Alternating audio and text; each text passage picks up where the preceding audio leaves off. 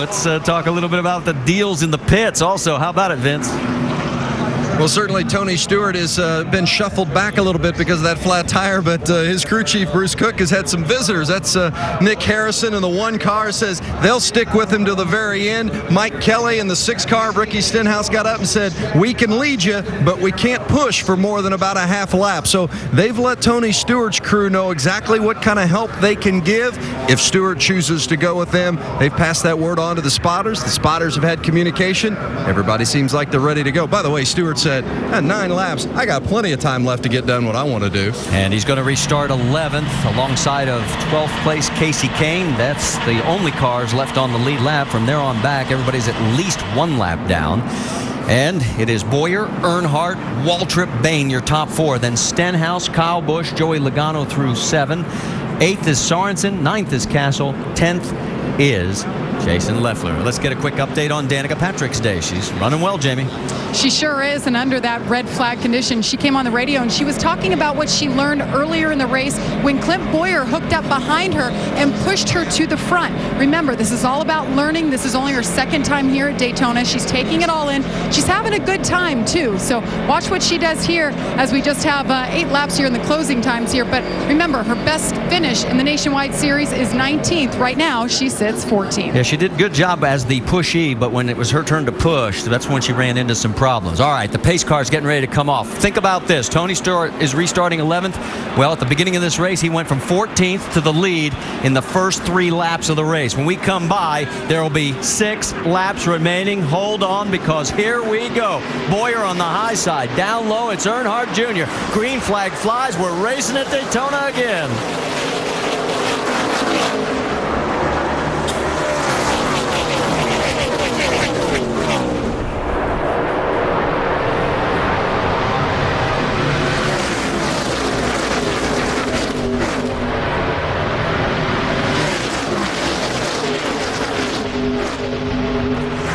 Coming out of turn 2, Dale Jr. has his choice. He's got Waltrip behind him, but he is right there with Boyer right now. Looks like Boyer made his decision real quick there. He pulled down right in front of Jr.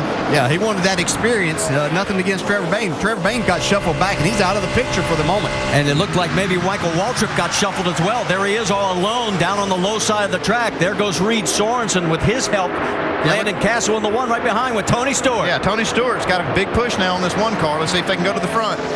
This time by 5 laps remaining here at Daytona. Let's get more on the 1 car. Dave. Marty, they thought if the 4 got up to the 1, they told Landon, just let him get up there and then he won't have a choice. He'll push you. He will be your partner. Well, they have made the connection, and here they come. Down on the low side of the track. 21-year-old Landon Castle has a 5-time winner stuck on his rear bumper. They go past Reed Sorensen. They're catching the leaders here, too. There a lot of momentum. Joe Gibbs Racing Duo. And then in front of them, it is Clint Boyer, followed by Dale Earnhardt Jr. 6 cars right now in this freight train. This time by 4 laps remaining here at Daytona. Yeah, I was kind of laughing to myself as we talked about all these different scenarios during that red flag period. We didn't even mention Kyle Busch and Joey Logano, but they certainly are going to have a say-so in who's going to win this. Well, they've been there all day long. You can see right there Joey Logano trying to push Kyle Busch. They have been the best at the exchange, but I have a feeling right now nobody's going to agree to make it the exchange until we get down to the last lap. Here we go down the backstretch. And even then, I don't think they'll agree. What's that? We're teammates for 119 laps, and then we're going to go race on that last one. Okay, here come the teammates, Turner Motorsports teammates on the high side. They're trying to make it an 8-car. Look out, trying to split the middle. Castle looking for a hole. On the high side, here come the Joe Gibbs teammates. Who's going to lead at this time? It is Kyle Busch. We have our 33rd lead change. Okay, just 3 laps to go. They've got to make a decision now. No room unless you want to really go high, and nobody's been willing to do that up front. It's basically been side by side through all the turns. Just a matter here, who can stay latched on the very best? Make this 2-car tandem work. Boyer and Dale Jr. push their way out, and right behind him, Castle comes along with Tony Stewart. They do make the change. Logano goes back in front of the 18. That's going to allow the 32 of Reed Sorensen, along with Jason Leffler, to come up alongside. That may have sealed the Joe Gibbs fate by having to make that switch. 2 laps to go. Comes Castle and Stewart now. Still, they got a lot of momentum up on the top side. See if they can carry it by. Is he going to push that car by? Well, as you see Tony Stewart duck out now. Tony makes the switch. And we haven't seen Castle be able to latch on and do quite as good a job when he was with Brad Keselowski earlier on. They made a pretty good exchange right there, but it looks like they may get shuffled a little bit. I've got a question why they would make that change with just 2 laps to go. I would let it blow water out. If it got hot, so be it. I was really wondering if Tony Stewart was going to push someone else by his teammate up there with Kevin Harvick Incorporated. Well, they've dropped back because the Joe Gibbs pair, Logano and Busch, have gotten around them. How about 10th and 11th through 12th? That's Michael Waltrip right along with Casey Kane. Then the 2 Fords back to the battle up front. White flag is out. Here we go. Who's going to win it at Daytona? We see Reed Sorensen. Oh, look out. Okay, Logano into the wall. He caroms off. Everybody else gets by. He'll go back into the wall. The white flag's still out. No caution on the racing racetrack. that into turn 3. Junior's right on the bumper. Clint Boyer. Does he make history? Dale Earnhardt Jr.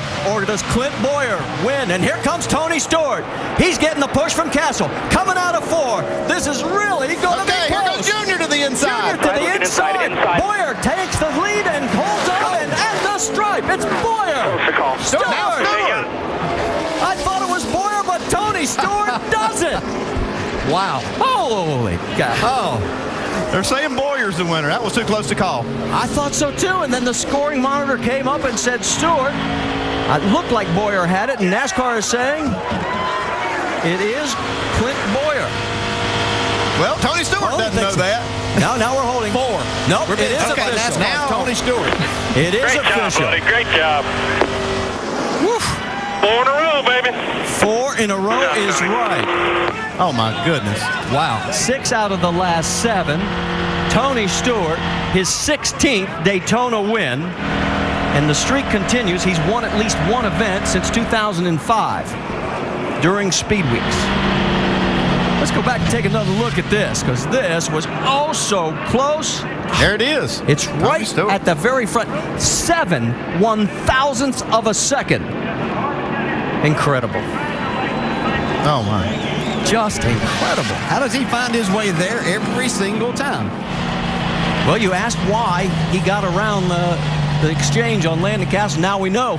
He said, Castle, push me, buddy.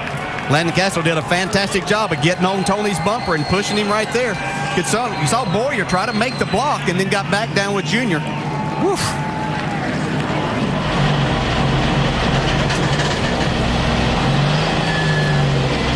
Well, while Tony gets turned around to start the celebration, let's check in with Vince Welch.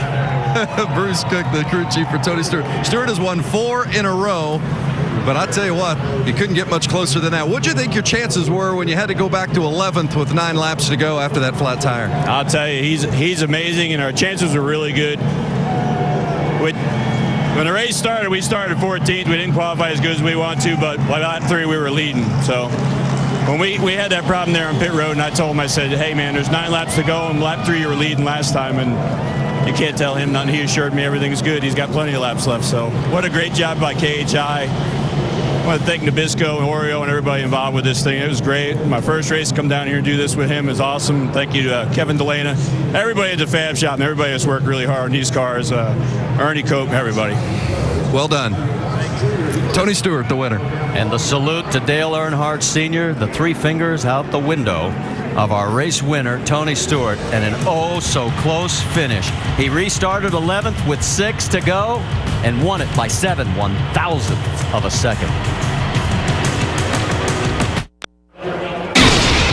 NASCAR Nationwide Series at Daytona is presented by GoDaddy.com, domains, websites, and everything in between. And in part by Carfax, free at your used car dealer. Just say, show me the Carfax. And Viagra. Well, we tied the record for 35 lead changes here amongst 8 different drivers, and maybe on Saturdays we should rename this Stewart International Speedway, because here he comes, 4th time in a row, Vince. 6 years ago today, Tony Stewart won his first ever Nationwide Series race, and he has been dominant here at Daytona ever since. He has now won this race 4 times.